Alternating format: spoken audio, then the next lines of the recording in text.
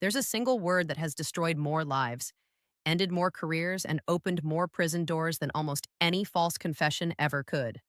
And it's not guilty. It's a much shorter word, a word we're conditioned from childhood to say to be polite, to be cooperative, to seem innocent. But in one very specific moment, saying that word doesn't make you look innocent, it makes you legally exposed in a way that is almost impossible to undo. And the terrifying part? Most people say it without even realizing they've just handed over every constitutional protection they had. The question I'm talking about is asked thousands of times a day across America and the UK, often in a calm, friendly tone by someone in uniform who already knows exactly what they're doing. And if you say yes to it, you are not being helpful. You are not clearing things up. You are walking straight into a legal trap that has been carefully laid for you since the moment those blue lights appeared in your rearview mirror. Imagine you're driving home late on a Thursday night. The roads are quiet, your playlist is low, and then you see them. Flashing lights. Your stomach tightens. You pull over. The officer approaches, asks for your license and registration, maybe says you had a tail light out or you drifted slightly. You're nervous but cooperative. Then, after a beat of silence, they tilt their head and ask it. The question. The one that sounds so casual, so reasonable. You'd almost feel rude refusing. You don't mind if I have a quick look in your car, do you? Or, would you mind popping the trunk for me real quick? Or the slightly more formal version, I'm just going to conduct a search of your vehicle. Do you consent? That question, in all its variations, is the moment where your fate splits down two very different roads, and the word yes takes you down the one that surrenders everything. But here's where it gets strange. Legally, that simple question is completely unnecessary if the officer already has the authority to search your car. Think about that. If they have probable cause, a warrant, or a recognized exception like seeing something in plain view or smelling something that gives them reasonable suspicion, they don't need to ask you, they just search. The fact that they are asking means they know they do not have the legal basis to go through your vehicle without your permission. And so they ask because your yes acts as a key that unlocks a door that was legally closed.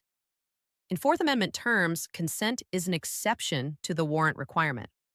Once you give voluntary consent, no probable cause is needed. No reasonable suspicion is needed. The search becomes perfectly legal, and anything they find, and a small amount of something you forgot was in the glove box, a friend's pocket knife that violates local blade laws, prescription medication outside its bottle, becomes admissible in court. Almost nobody talks about this part. You can be completely innocent of whatever they were originally suspicious about and still end up arrested for something else that would never have been found if you had simply stayed quiet. And there's a psychological layer to this that is genuinely unsettling. Officers are trained in eliciting consent, often using techniques designed to bypass your natural resistance. They might frame it as a minor inconvenience. Let's just clear this up so we can all get on with our night. They might imply that refusing makes you look guilty. If you've got nothing to hide, you've got nothing to worry about. That line is pure social pressure because legally you have everything to protect even if you have nothing to hide. The right to privacy is not about guilt or innocence. It's about the boundary between the citizen and the state. When you say yes, you erase that boundary voluntarily. And once that door is open, it doesn't just affect you. In many cases, consenting to a vehicle search can also be interpreted as consent to search containers inside, bags, locked glove boxes, even your phone if it's sitting on the passenger seat. This changes everything. Now, let's take this across the Atlantic for a moment. Because in the UK, the dynamic is slightly different, but the danger is just as real. Under Section 23 of the Misuse of Drugs Act, police can search you if they have reasonable grounds to suspect you possess controlled drugs.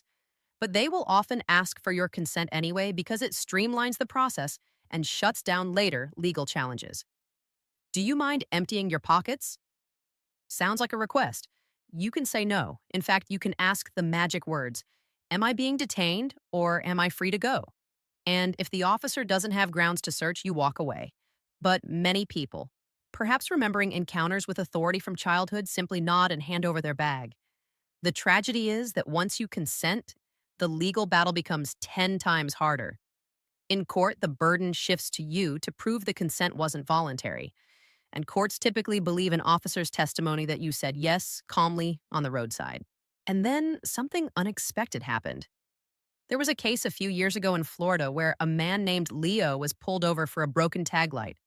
The officer asked, "You mind if I check the car?" Leo said, "I don't consent to searches." The officer paused, called a K-9 unit, and the dog supposedly alerted, which created probable cause. The car was searched, and a small amount of cannabis was found. Leo's lawyer argued that the prolonged detention to wait for the dog was unconstitutional. The case wound through appeals, and eventually, a court ruled that extending the stop beyond its original purpose without reasonable suspicion was unlawful. The evidence was thrown out. That ruling didn't make national headlines, but it should have. It proved that the words, "I don't consent," aren't just a mantra. They're an active legal shield. If Leo had said yes, his case would have been over before it began. By saying no, he bought his defense a fighting chance and won. So, what do you actually say? This is not about being defiant or rude. There is a calm, legally sound script that anyone can remember. When an officer asks for permission to search, you say, very clearly and politely, "Officer, I do not consent to any searches." Not, "I guess so," not, "if you have to," not, "can I ask why?" Silence is not refusal. You must verbalize it. If they ask again, you repeat it. "I do not consent to any searches." If they ask you to step out of the car, you comply with lawful orders, but you do not consent. If they search anyway, your words are on body cam footage, and that footage becomes the foundation of a motion to suppress evidence later. This is not theoretical. This is the difference between a charge that sticks and a charge that disappears. Now, you might be wondering, will refusing make things worse? Will it escalate the situation?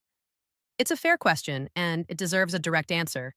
There is no guarantee that every encounter will be perfectly smooth, but legally, refusing consent cannot be used as probable cause.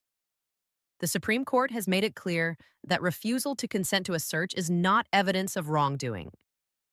An officer may become more suspicious. They may call for a dog. They may try to find another way in, but they cannot lawfully search solely because you said no. And in the real world, many officers, when met with calm, repeated refusal, will eventually let you go if they truly have nothing. Remember, their goal is evidence.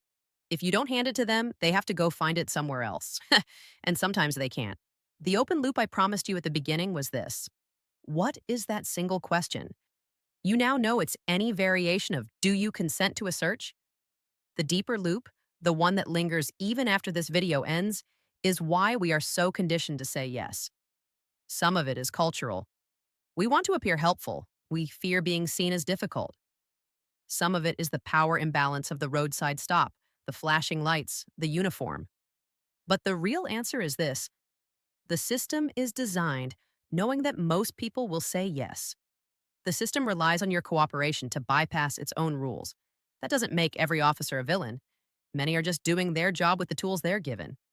But it does mean that your protection isn't something the system will volunteer. You have to know it, you have to remember it, and you have to use it. So before you click away, I want you to do something. The next time you're in the car with a friend or a family member, have this conversation. Ask them what they would do.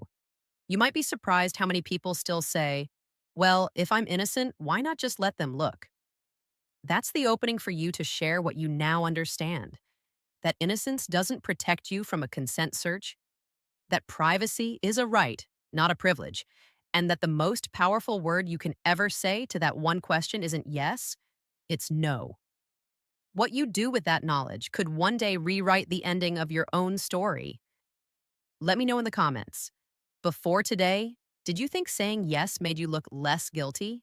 And if you've ever been in a situation like this, what happened? I'm genuinely interested. The story doesn't end here. It ends the moment you're on the side of a road, remembering these very words and choosing to protect yourself. Stay safe, stay informed. Stay. And never say yes to that question.